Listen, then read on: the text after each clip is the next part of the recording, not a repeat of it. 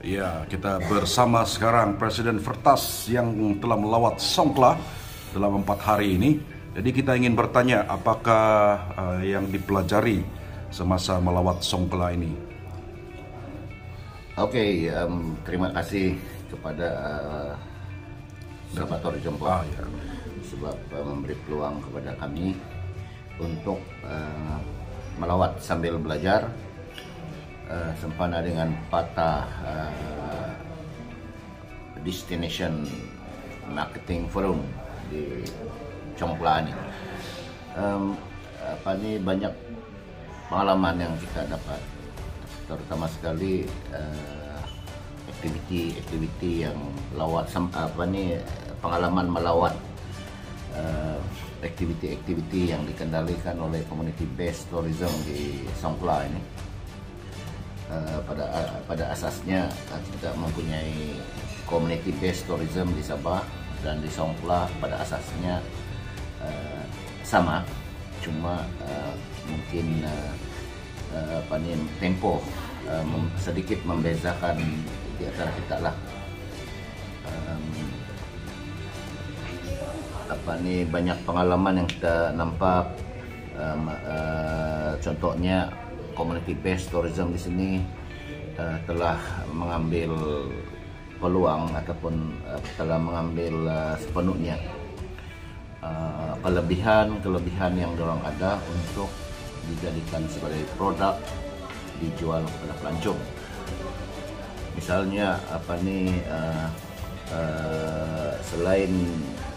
selain mengadakan aktiviti pertanian sawah padi, mereka juga mempunyai kaidah tersendiri, tradisi macam mana menangkap ikan.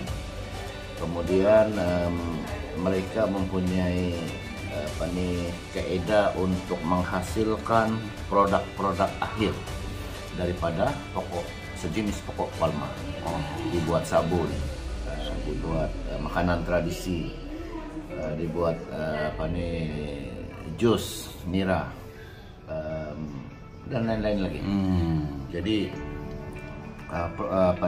proses-proses ini telah didokumenkan sedemikian rupa sehingga mereka boleh tunjukkan kepada pelancong. Ya, dan merupakan satu pengalaman baru bagi pelancong yang belum pernah menikmati ataupun melihat bagaimanakah proses-proses itu dijalankan. Betul. Jadi kita pun sebenarnya ada di Sabah juga macam ini. Cuma kita tidak belum lagi mengambil peluang ini sebaik-baiknya kan. Ya, betul. Jadi kita akan balik nanti, kita akan coba usahakan satu program di mana kita akan maklumkan kepada komuniti dan di pelancongan di Sabah supaya step by step kita buat perkara yang sama lah. Ya. Maksud saya perkara yang sama tapi produk yang berlainan. Ya. Kalau kita lihat di Sabah ini memang kita ada banyak pokok kelapa. Jadi apa yang Naloj Smith lihat pada hari itu, dia punya proses untuk mengambil nira itu lebih kurang sama kita membuat bahar di Sabah. Cuma mungkin dia punya end product itu berlainan. Kalau kita di sana bahar, mungkin di sini ada satu, sama ada mereka minum atau mereka jadikan gula. Tapi cuma seperti yang Tuan Walter katakan tadi, aktiviti pembuatan bahar ini tidak dijadikan sebagai satu tarikan pelancong buat masa ini. Ya. Jadi mungkin dengan adanya insight baru-baru ini, mungkin ada usaha-usaha dari Vertas untuk terapkan kegiatan ini di kalangan community. Ya, kita tentu. Bahar ini salah satu lokal produk yang wajar kita tonjolkan kepada pelancong lah.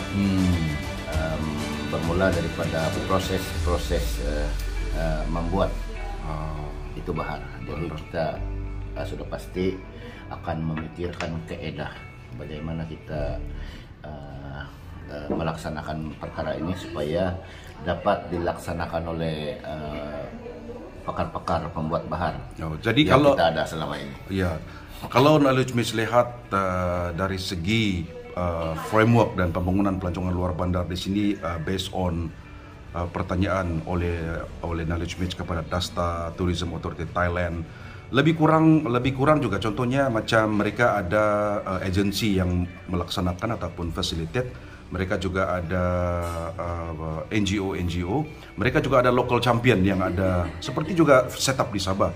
Cuma apa yang Tuan Walter nampak perbezaan mungkin dari segi kebersihan, mungkin dari segi komitmen, mungkin dari segi pemasaran di Thailand ini, apakah yang Tuan Walter nampak signifikan perbezaan? Ya, kita nampak perbezaan yang ketara sangat, ialah community di sini sangat mementingkan kebersihan lah,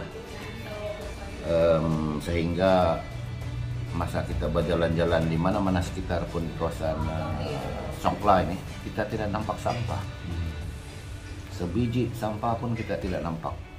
Jadi ini yang membuatkan kita rasa kagum lah dengan masyarakat ataupun community di Thailand ini dalam menjaga alam semula jadi. Tetapi saya rasa community kita di Sabah pun ini sedang menuju ke arah ini. Kita lihat dalam komen-komen WhatsApp, dalam komen-komen media sosial, ramai sudah pihak tertentu yang begitu prihatin terhadap cara pengurusan sampah. Jadi pengalaman ini kita boleh bawa ke Sabah, kita boleh ceritakan kepada komuniti kita supaya tahap keprihatinan mereka terhadap kebersihan di kawasan kita lebih semakin meningkat pada masa akan datang. Ya, saya setuju karena pelancongan luar bandar di Sabah ini kita telah mulakan pada 2014 dan kesadaran itu sudah ada di kalangan pemilik eko pelancongan ataupun community based tourism di Sabah.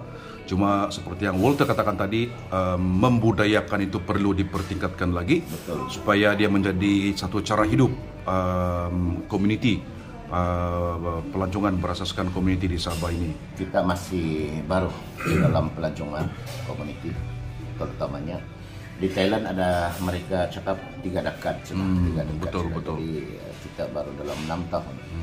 Jadi, walaupun 6 tahun, saya pikir dengan bantuan kerajaan negeri, STB khususnya, kita sudah mencapai satu tahap yang membanggakan lah. Betul. Jadi kita belum berpuas hati sebenarnya. Ya, kita akan teruskan perjuangan untuk kita meletakkan community based tourism ini ke satu tahap lagi supaya kita dapat meninggalkan satu legasi yang boleh diwarisi oleh generasi kita akan datang. Jadi mungkin kita juga ingin mengucapkan terima kasih banyak-banyak kepada Kementerian Pelancongan, Kebudayaan dan Alam sekitar negeri Sabah, lembaga pelancongan dan juga agensi-agensi kerajaan yang selama ini membantu komuniti pelancongan di sini. Dan dari segi infrastruktur pula seperti SS Road, bagaimanakah pemerhatian Tuan Walter di Songkhla ini? Mereka punya infrastruktur jalan raya lebih baik lah saya tengok berbanding kita di Sabah, sehingga ke kampung-kampung pun setakat ini kita belum nampak yang trouble lah. So saya nampak lebih advance kalau jalannya. Jadi bagi pendapat Tuan Walter, adakah jaringan infrastruktur ini, kampung-kampung ini lagi memangkinkan pembangunan pelancongan luar bandar? Ya, sudah tentu. Jalan raya memang salah satu faktor yang sangat penting dalam menghubungkan pelancong dengan destinasi pelancongan.